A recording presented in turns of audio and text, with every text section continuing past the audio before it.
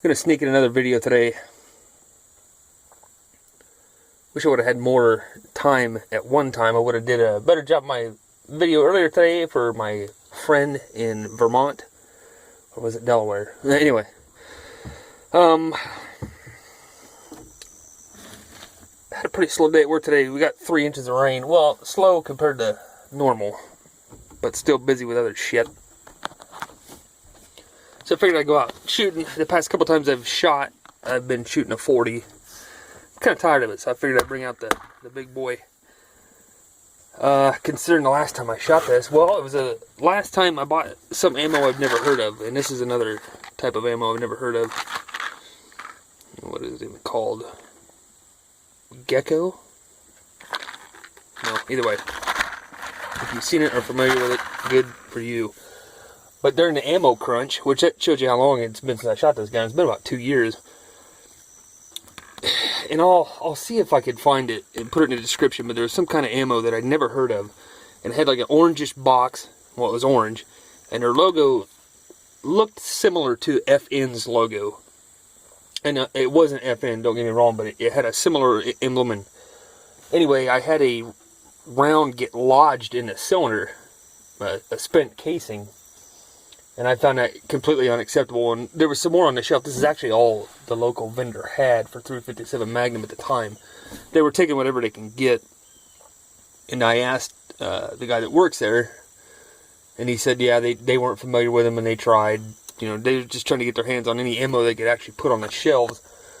And I let them know that, you know, I've never had that happen in a gun, a revolver, never. And especially, you know, if it would have happened in my Heritage, I probably wouldn't have gave a shit. But this, you know, I can't be dealing with that. And I was actually looking at some Toll ammo. I didn't realize they made .357 Magnum. Well, it was either them or Wolf. Either way, the same steel case Russian shit.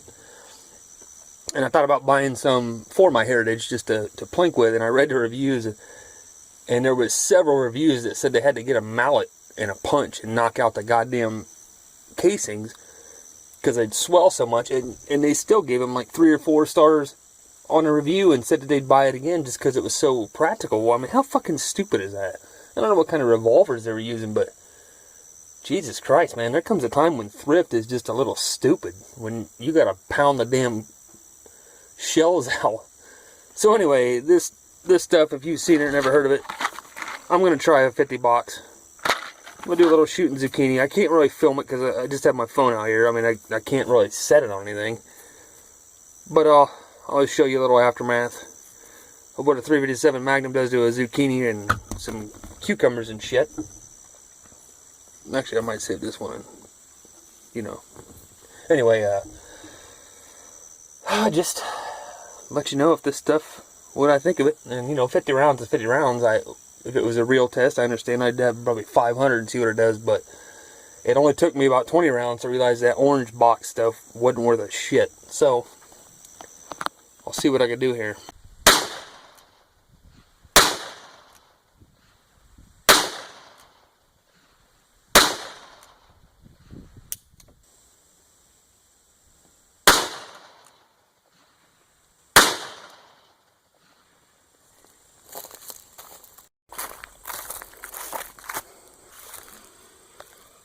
Yeah, that'll leave a hole.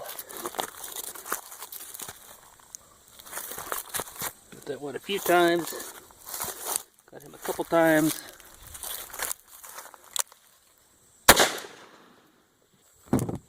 So let's see. This is the last 8.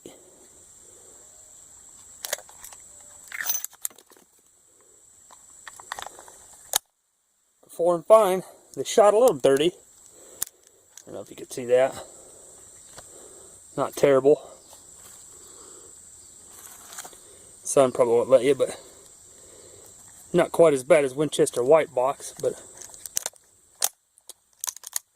it works. And I actually just remembered that I've shot a box of these before, so that would make it 100 rounds with no trouble. So yeah, so far so good.